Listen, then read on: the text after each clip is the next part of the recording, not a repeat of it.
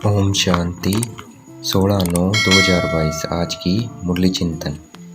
पूज्य और पुजारी, ज्ञान और भक्ति का ये वंडरफुल खेल है। अब हमें ज्ञान योग से फिर सतो प्रधान पूज्य बनना है। बाप आते हैं तो हमें ज्ञान और भक्ति का तराजू दिखाते हैं, जिसमें एक पलड़ा ज्ञान का है और दूसरा पलड़ा भक्ति का है।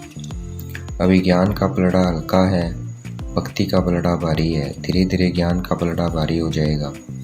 फिर सतयुग में सिर्फ एक ज्ञान का ही पलड़ा रह जाता है। सतयुग त्रेता में इस तराजू की जरूरत नहीं होती है। जो पहले आसुरी संप्रदाय थे वे अब देवी संप्रदाय बन रहे हैं, क्योंकि अब भक्ति का चक्कर पूरा हो गया है। चार युग एकदम इक्वल होते हैं। अभी संगम युग का ड्रामा चल रहा है। ये ड्रामा एक खेल है। इसमें ब्राह्मण, फिर देवता, फिर क्षत्रिय, फिर वैश्य, फिर शूद्र, फिर वापस ब्राह्मण बनते हैं। ये चक्कर ऐसे फिरता रहता है। अभी हम याद की यात्रा सीख रहे हैं, अर्थात पतित से पावन बन रहे हैं। हम पढ़ लिख कर शूद्र से ब्राह्मण बनते हैं। हम पढ़ लिख कर शूद्र से ब्राह्मण बनते हैं। फिर ये संस्कार हम अगले जन्म में ले जाते हैं।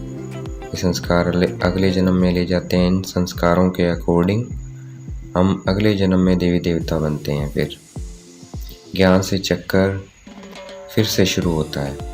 ज्ञान से सृष्टि का चक्कर फिर से शुरू होता है। फिर भक्ति आती है। ज्ञान है दिन, आधा कल्प नई दुनिया। भक्ति है रात, आधा कल्प पुरानी दुनिया। हम ज्ञान से सृष्टि चक्कर को जानते हैं और योग से पावन बनते हैं। ये बहुत आसान है, हम किसी को भी समझा सकते हैं। याद की यात्रा बहुत नामी ग्रामी है और प्राचीन है।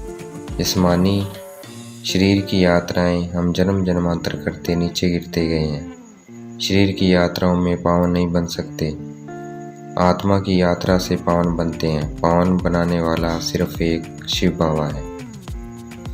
शिव बाबा संगम पर एक ही बार आते हैं। उनके पुनर्जन्म नहीं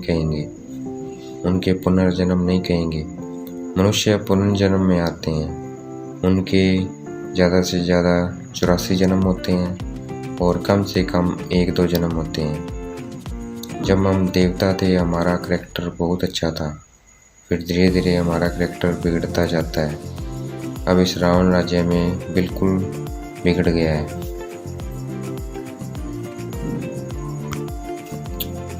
पावन शिवालय फिर पतित वेश्यालय बन जाता है। रावण जीत पा लेता है। कोई मनुष्य कोशिश ही नहीं करता कि इस रावण राज्य को राम राज्य कैसे बनाए। इसलिए बाप को आना पड़ता है। बाप तब आते हैं जब सब अज्ञान नींद में सो जाते हैं। ऐसे ये ड्रामा बना हुआ है। ऐसे इस ड्रामा में नूंद है। शिव बाबा ज्ञान का सागर है। हम शिव बाबा से ज्ञान सीखकर मास्टर ज्ञान का सागर बनते हैं। इस ईश्वरीय ज्ञान में भी कोई बच्चे कम पढ़ते हैं, कोई बच्चे पढ़ाई में तीखे होते हैं। जैसे उस पढ़ाई में जो BA MA आदि में होता है। BA MA पढ़कर कोई टीचर बनता है, कोई क्या बनता है, उससे कमाई करते हैं, अपना घर चलाते हैं। अगर कोई मर जाए तो उसे BA MA की पढ़ाई फिर से करनी पड़ेगी अगले नए जन्म में। परंतु ये ईश्वर पढ़ाई अगले जन्म में साथ में जाती है। फिर दोबारा से नहीं पढ़ना पड़ता है। इस पढ़ाई की कमाई 21 जन्म चलती है। नई दुनिया में ये किताबें आदि कुछ भी नहीं होती है। जो भक्ति मार्ग में होता है वह ज्ञान मार्ग में नहीं होता है। मनुष्य समझते हैं हम में कोई गुण नहीं है, इसलिए देवताओं के आगे जाकर कहते हैं मैं सेवक तुम स्वामी। हम निर्गुण हारे में कोई गुण नहीं।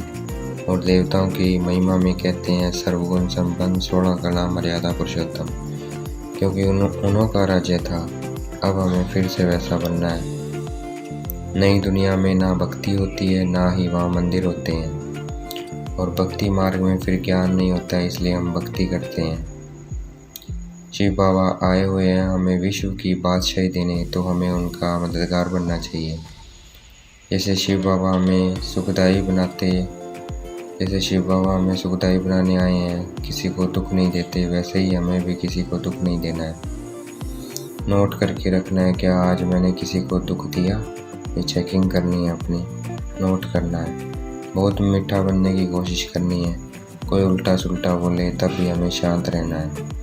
हमें सबको सुख देना है, सुख का रास्ता बताना है, ताकि वह भी सुखधाम और शांति धाम के मालिक बने। हमें अपने को आत्मा समझ शिव परमपिता परमात्मा को याद करना है, क्योंकि आत्मा को ही पावन बनाना है। अभी देवी देवता धर्म का एक भी नहीं है, उनका राज्य जरूर था, तभी तो उनके मंदिर चित्रादि हैं। आज की मुरली का वरदान, सुदर्शन चक्र के टाइटल की स्मृति द्वारा प्रदर्शन मुक्त बनने वाले मायाजीत भव। सुदर्शन चक्र के टाइटल की स्मृति द्वारा प्रदर्शन मुक्त बनने वाले मायाजीत भव। आज की मुरली का स्लोगन, वानप्रस्थ स्थिति का अनुभव करो और कराओ तो बचपन के खेल समाप्त हो जाएंगे। वानप्रस्थ स्थिति का अनुभव करो और कराओ तो बचपन के खेल समाप्त हो जाएंगे। अच्छा, ओम शांति। शुक्रिया मिठू बाबा, शुक्रिया।